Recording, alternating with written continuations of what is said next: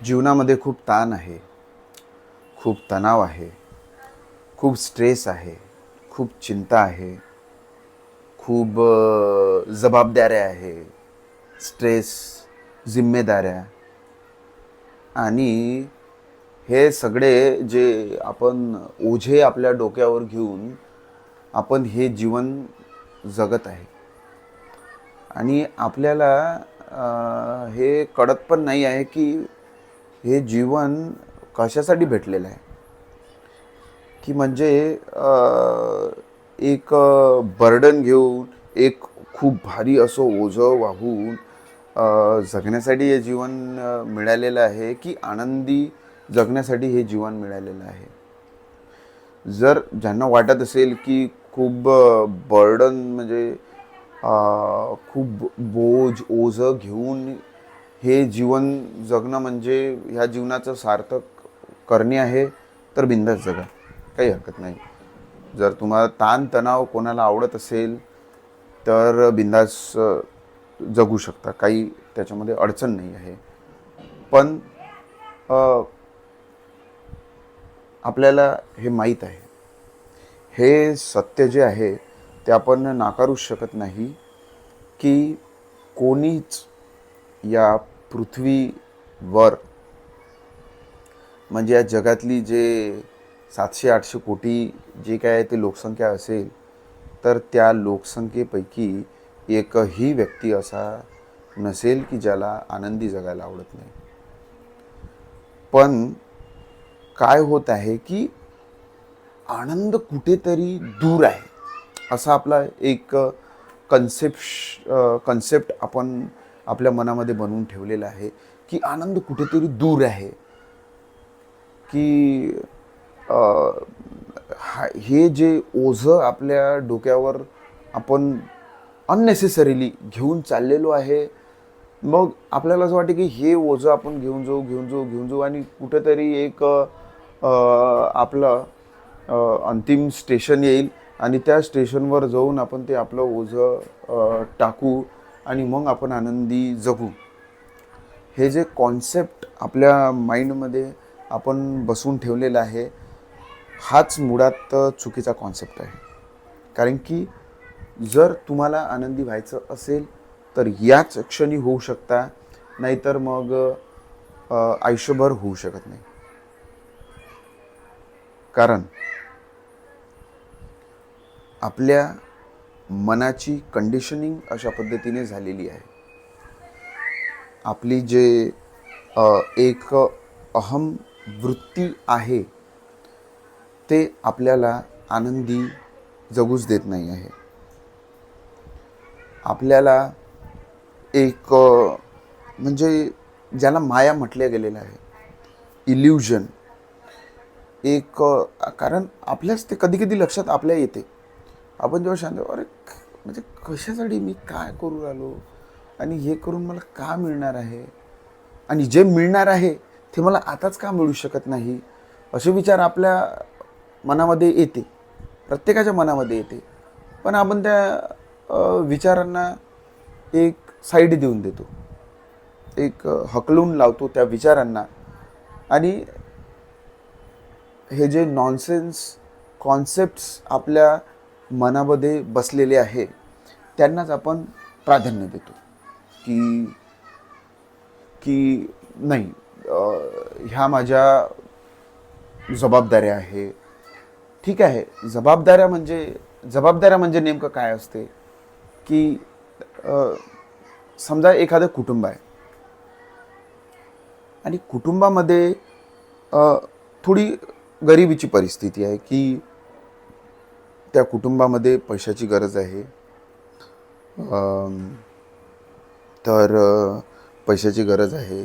काही समजा घर व्यवस्थित राहायला घर नसेल तर ते घर व्यवस्थित बनवायचं आहे, बांधायचं आहे. आणि काही गोष्टी घरामध्ये जे आवश्यक गरजा आहेत त्या गरजा त्या घरामध्ये घ्यायच्या आहे. म्हणजे मी एकदम खूप गरिबीच्या परिस्थितीची इथं गोष्ट करत आहे, जे की आता मॅक्सिमम केसेसमध्ये ते राहिलेलं नाही आहे. पण ठीक आहे, समजा गरिबीची परिस्थिती आहे तर, आणि त्या त्या कुटुंबामध्ये एक एक समजा एक तरुण आहे किंवा तरुणी आहे, एक मुलगा आहे, मुलगी किंवा मुलगी आहे, तर ठीक आहे, ही परिस्थिती आहे.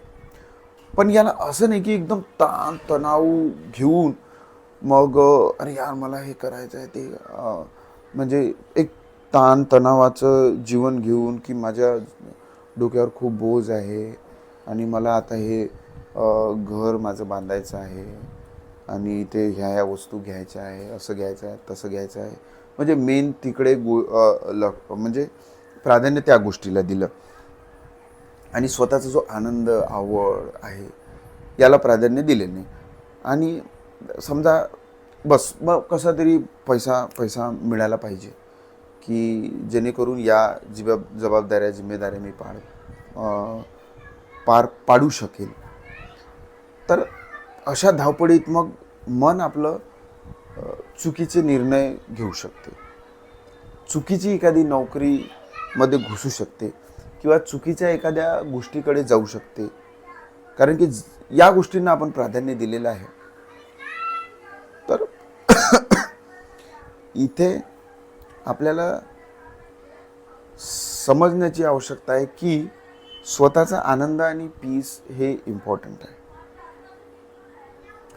कुठलंही काम करण्याच्या आधी सगळ्यात मोठी प्रायोरिटी म्हणजे तुमचं, कारण की ते घर तुम्ही कशासाठी बांधत आहे की आनंद भेटण्यासाठी. त्या वस्तू घरात कशासाठी आणत आहे, आनंद भेटण्यासाठी. जर तुम्ही एखाद्या अशा नोकरीमध्ये फसले पैशासाठी, तुम्ही अशा एखाद्या जाड्यात अशा एखाद्या गोष्टीत फसले की तुमचा जो स्ट्रेस लेवल आहे तो भयानक लेवलने वाढलेला आहे, जे चिंता आहे ते भयानक लेवलवर वाढलेली आहे आणि दिवसभर तुम्ही चिंताग्रस्त चिनभिन राहता, कारण की तुम्ही त्या गोष्टीला प्रायोरिटी ठेवून एखाद्या चुकीच्या गोष्टीमध्ये घुसलेले आहे. तर निघाले तुम्ही आनंदाच्या शोधात नाही, तुम्ही दुःखाच्या डोंगरातनी फसलेले आहे, एखाद्या दुःखाच्या दरीमध्ये तुम्ही घुसलेले आहे. तर मग काय फायदा. पण मग आपण इकडून तिकडून ऐकतो की नाही, या जबाबदाऱ्या पार पाडायच्याच आहे, या जिम्मेदाऱ्या पार पाडायच्याच आहे, सर्वांनी पाडल्या. तर आपण तो ताण, तो तणाव, तो बोज घेऊन चालत राहतो. पण आपण जर प्रायोरिटी आपल्या आनंदाला दिली, आपल्या मनाच्या शांतीला दिली, तर निश्चितच त्या शांतीला कायम ठेवून, त्या आनंदाला कायम ठेवून मार्ग निघतात. हळूहळू निघेल, एकदम पैसा यायचा थोडा हळूहळू येईल, पण आनंद मेंटेन राहील. जो की आपल्याला नंतर पाहिजे आहे तो ऑलरेडी तुम्हाला अवेलेबल आहे, तो फ्रीमध्ये अवेलेबल आहे. तर कुठेच जायची आवश्यकता नाही, तो फ्रीमध्ये अवेलेबल आहे. हां ठीक आहे, मग काही बेसिक गरजा आहे त्याच्यासाठी तुम्हाला माहीत आहे माझी आवड कशामध्ये आहे, काय कशामध्ये आहे, सहज पद्धतीनं. कारण की एखादा मुलगा आहे, मुलगी, तो सहज तर काही बसू शकत नाही, काही ना काही तो करेल. तर मग ठीक आहे, मग थोडासा पैशाची गरज आहे, तर मग त्या हिशोबाने तो तिथे ते जे आवडीचं आहे ते काम करू शकते, ज्या गोष्टीमध्ये त्याला आवड आहे किंवा जे गोष्ट करून तो थोडासा पैसा मिळवू शकतो ते गोष्ट बिंदास्त करू शकते. असं काही त्याच्यामध्ये बंधन नाही आहे. फक्त हे जे कॉन्सेप्ट्स आहे, चुकीचे जे काही आयडियाज आपल्या डोक्यातनी बसून ठेवलं आहे की हे काम छोटं, अरे हे तर गरीब लोक करतात, अरे हे तर मागासवर्गीय करतात, अरे हे तर अशिक्षित करतात, अरे शिकले नाहीत तर मग हे काम करतात. तर तसं नाही आहे. छोटंसं एखादं काही, जर एखाद्याला कुठे काही जेवण बनवण्याची आवड असेल तर तो एखादं छोटंसं दुकान टाकू शकते, एखादं छोटंसं रेस्टॉरंट टाकू शकते, किंवा रेस्टॉरंट टाकण्यासाठी पैसे नसेल तर एक छोटासा लोडगाडी, त्याच्यामध्ये काही इलाज नाही आहे. कॉर्पोरेट ऑफिसेसमध्ये बळून शिवीगाळ, पॉलिटिक्स, गलिच्छ एकमेकाबद्दल बोलणे, फक्त एवढं आहे की ते दिसत नाही, एवढंच आहे, ते दिसत नाही, ते पॅक राहते. पण आतमध्ये एवढी अश्लीलता चालू राहते की ज्याचा काही अंत नाही आहे. अशा लेवलची गंदगी, असलेल्या लेवलची अश्लीलता तिथे त्या मोठमोठ्या ऑफिसेसमध्ये चालते, फक्त ते बाहेर दिसत नाही. आणि इथे जर एखाद्याने आनंदाने एखादी गाडी टाकली एखादी छोटंसं काही पण चालू केलं, एखादी छोटीशी जागा आहे त्याच्याकडे, घराजवळ काही थोडीशी शेतजमीन आहे, काही आहे, तिथे काही तो नवीन प्रयोग करू शकते. छोटासा काही भाजीपाला टाकला आहे, एखादं छोटंसं काही फळांची झाडे लावलेली आहे, काही काही पण करू शकते. पार्ट टाईम काही जर थोडासा सुशिक्षित आहे तर पार्ट टाईम कुठे शिकवायला तो जाऊ शकते, काही पण करू शकते. जर मन आनंदी असलं तर तो ऑटोमॅटिक मार्ग काढेल आणि काही पण करू शकतो. आणि ह्या ज्या गरजा आहे ह्या अशाच हळूहळू सगळं पूर्ण होणार आणि पूर्ण होणारच. ते पुढे जायची आवश्यकता नाही आहे, काही किचकिच करायची आवश्यकता नाही आहे, स्ट्रेस घ्यायची आवश्यकता नाही आहे. कारण की एकदा तुम्ही त्या स्ट्रेस चिंताच्या जाळ्यात घुसले ना, तर तो एक माया जाल आहे. तिथून निघणे मग शक्य नाही आहे. तिथून निघायची ते एक ते स्पायडरचं जाळं आहे, एक जे कातिंग असते त्या कातिंगचं ते जाळं आहे. तिथे एकदा तुम्ही घुसले का मग तिथून सुटका तुमची खूप खूप कठीण आहे. तर समजून घ्या, जीवनाला समजून घ्या, काय आवश्यक आहे, आपण जे सगळं काही करत आहे कशासाठी करत आहे, एक आनंदी जीवनासाठी.